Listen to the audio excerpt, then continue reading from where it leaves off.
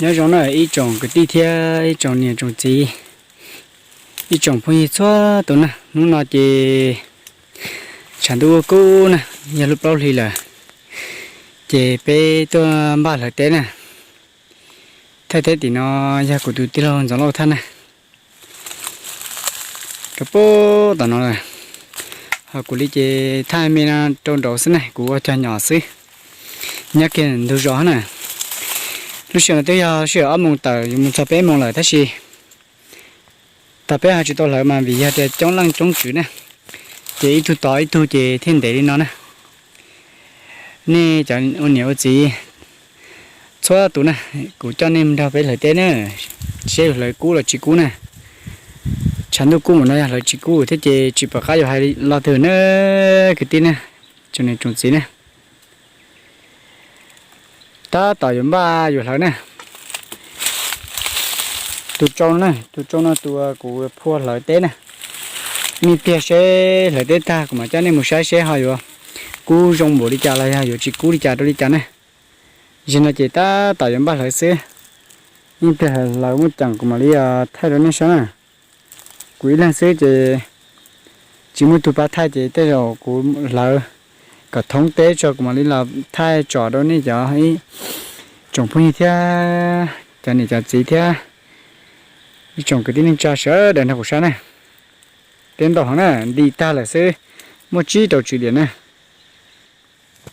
ở ý trồng sai sẽ đời thế trồng gì nè trồng phong như mà thế chua sớ đấy nè giờ nói gì của ta tỏ dây kia nè ta tỏ bí dây nè ba dây ba lợn nữa cái tí nè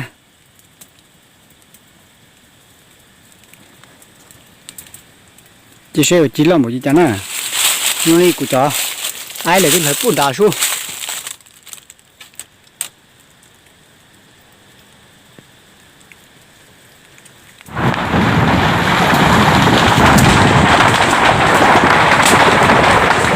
đây cũng mới chẳng được cái kia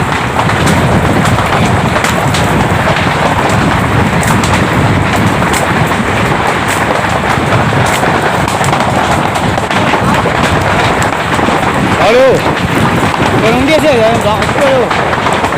Này, chú ba, này, chụp hình cái này nào.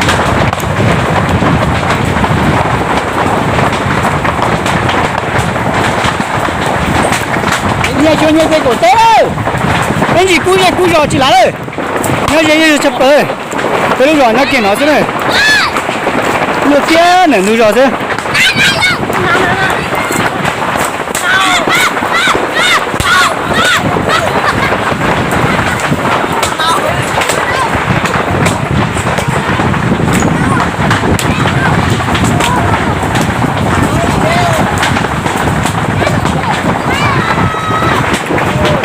Tới một tổng tiêu của tiêu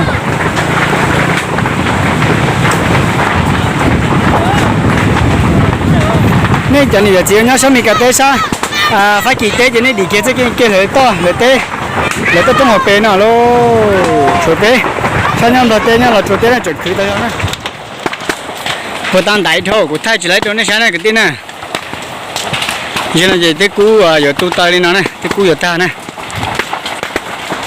ô chả sống hoàn đó chỉ lấy là những cú tay này cái tin nữa cú đồng tiền này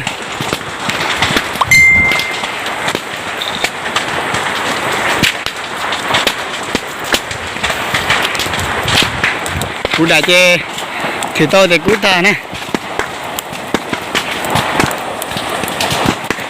chẳng mất chẳng thấy téo là cho sẵn đồ à chỉ bỏ thì chọn ra một cú nhớ nữa chọn ra bé chỉ luôn đó chỉ mà lại tên ga ta đó hậu hay giống lại chỉ bỏ thì chọn ra cú nhớ đi chả là chỉ cú đi chỉ bỏ đi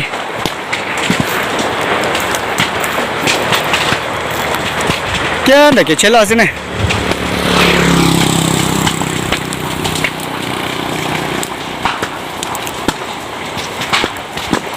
xong sai thì tiếp theo là tên à đại buôn đại cú nữa chỉ giống gì kia nè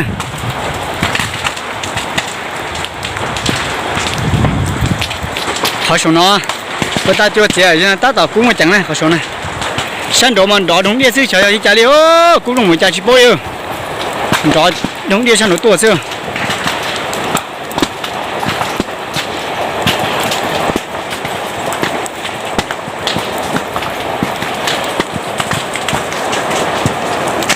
Chỉ bỏ hạt liệu cái tiêu. Lừa tới lò để chua lấy năng nó mà chẳng thấy tiền đi. Còn nó cũng cho nhỏ xíu nữa, té nhỏ xíu nữa. Ôi lắc ơi. Mà chưa ấy chỗ nào đó, trời tới.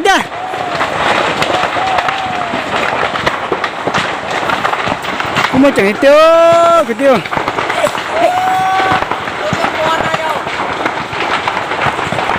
Thế nào, nè tí nào rồi. Nè tí bữa mai nó chua.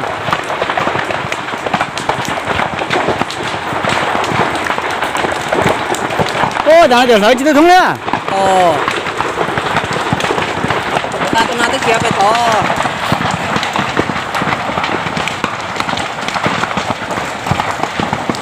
Một chẳng cái tiêu. Giờ mày đi bộ ông muộn được mày gì? Hello, mà đi.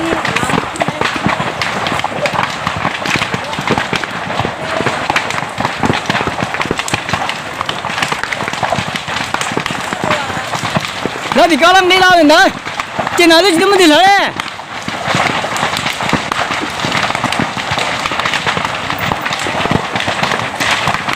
Thế là gì thì tiêu. Cũng mới chẳng thế chưa. Châu tao.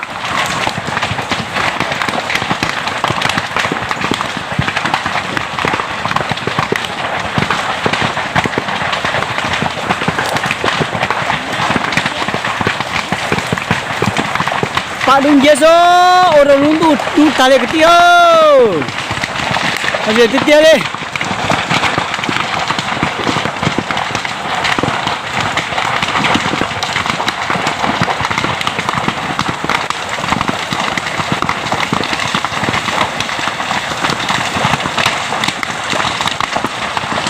Giờ vừa thì nói nhớ nhớ tàu tí rồi chả cú đại một nó à chuối giờ nhớ bớt thì nói他整些这通也抬根高大một nó à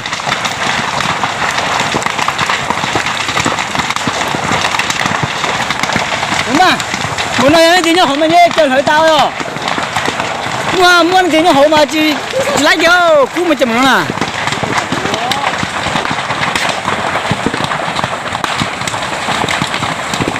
ba bể nó trúng tay hơn bể nó lúc hắn là bể chỉ đúng kiếm một cái luôn tu hồ lò giữa chỉ to bể liêu luôn tu đúng kiếm số chỉ còn đủ ta liêu cũng mà chẳng tiết tia他喜欢吃猪杂，你都知道那家去到哪了？我们等这点来到了这点了，去到个摆着了。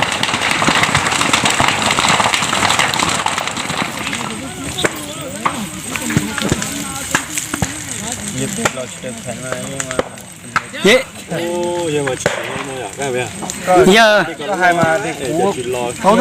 từ bé à từ từ cũng cho bé mà cũng lo mà cũng bằng cái tôi lo nữa chị ăn là gì chua à là gì chị nhau con chơi chưa cho bạn chơi bé à như tôi luôn lo cho bé nói mà lớn Wow, cái thằng nó biết lỗi cái gì